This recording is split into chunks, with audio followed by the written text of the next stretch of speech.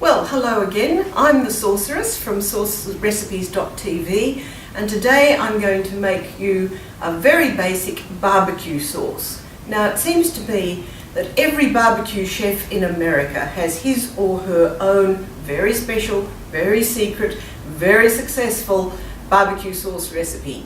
But not everybody is able to whip up a sauce quickly when somebody comes around or you have need of something in a hurry. So the sauce I'm going to make today is something you can make from whatever you have in your fridge and pantry, effectively. What I have here is I have an onion and some garlic. I have some homemade tomato sauce, which I showed you how to make in a previous video, but you could use tomato ketchup or tomato puree or whatever you happen to have in the fridge. I also have some fennel seeds, which I'm going to toast for the sauce. Now, fennel seeds just come in a packet like this. If you don't have fennel seeds, maybe you have celery seeds, maybe you have some other spice that you'd like to add. It really doesn't matter. I have some brown sugar, salt and pepper, olive oil. My recipe says red chilli, but my store didn't have a red chilli today, so I've got a green one. If you don't have a chilli, you could use, perhaps you have some chilli paste, maybe for a curry that you have sitting in your fridge for adding to a stir fry or something of that sort. Or if not, perhaps you have a hot sauce of some sort that you add to other dishes. It really doesn't matter. Just make it with some chili flakes or something to give a little bit of liveliness. Now, I'm going to show you a little trick about peeling garlic and preparing it for cooking. Some people like to use one of these, a garlic crusher. And I would earnestly say to you, please try not to do that. Garlic crushers are going to bruise your lovely garlic. I have beautiful organic garlic here, but if I put that through the crusher or the slicer part here, it's going to crush it in such a way that it damages the fibres and changes the taste. So try not to use that. Apart from anything else, they're horrible to clean. It's very easy to peel garlic. What I do, is I take the garlic clove and under the flat of my knife, like that, and then the skin just peels off very easily in my hand. If it doesn't come the first time, maybe I have to crush it, smash it again. Now, to crush your garlic, I have a little bit of sea salt here. Just put a bit there. The sea salt helps to cut into the garlic. So with the point of my knife, I'm just doing that with the salt. And that becomes something I can then cook with my onion. It's going to take me a couple of minutes to chop my onion and my garlic and prepare it for cooking, so I'll do that and see you in a minute or two. Well, my onion, my chilli and my garlic have all been chopped, and I've got a pan on a medium heat at the moment. I have pulverised my fennel in the pestle and mortar a little bit to bring out the flavour of it, and I'm about to just pop it into the dry pan for just a minute or so, and I'm just toasting it a tiny bit before I put my onions and garlic and chilli on to saute.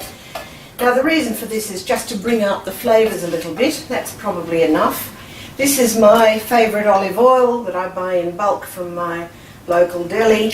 I just put a little bit of olive oil in the saucepan, and I'm going to pop my garlic in first, then my onion,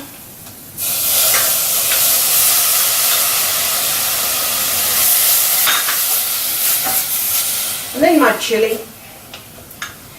Now, I want to point out that this chilli has still got its seeds in it, which is going to make it a very lively sauce indeed. Now, the thing about sautéing onions and garlic is a lot of people think you have to stand over the stove and stir it all the time. In fact, you don't. And what I'm going to do is pop the heat down to the lowest I can make it and put a cover, which I appear not to have brought out of my drawer. I'm going to put the cover on the pot and I'm going to set my timer for about 6 or 7 minutes, and I think when I come back my onion will be nice and transparent and ready for the next stage. Right, well, my saucepan with the onions and chilli and garlic has been sitting here, and let me just show you. It's just got very soft and transparent, which is just the way we want it. It hasn't burnt or browned at all, and we can go on to the next step. I have here some brown sugar,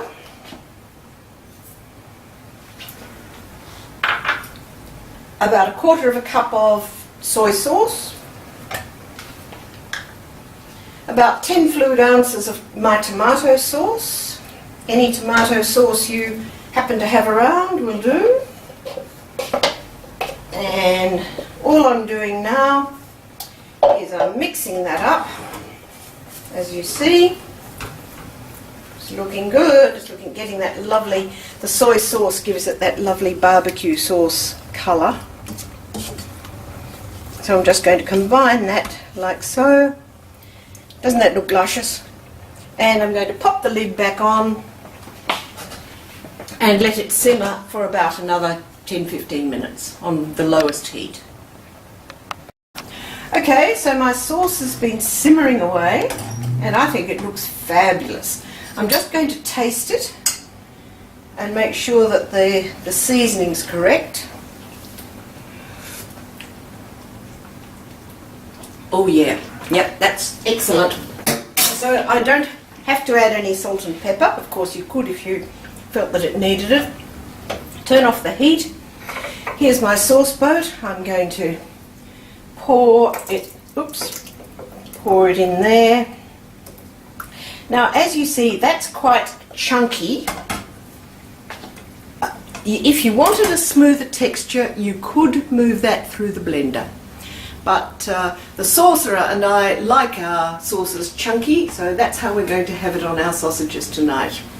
The recipe with all the quantities and everything else like that is on the website, saucerecipes.tv. But remember, if you haven't got a particular ingredient, just use your imagination and use something you already have. I'm the Sorceress. See you next time.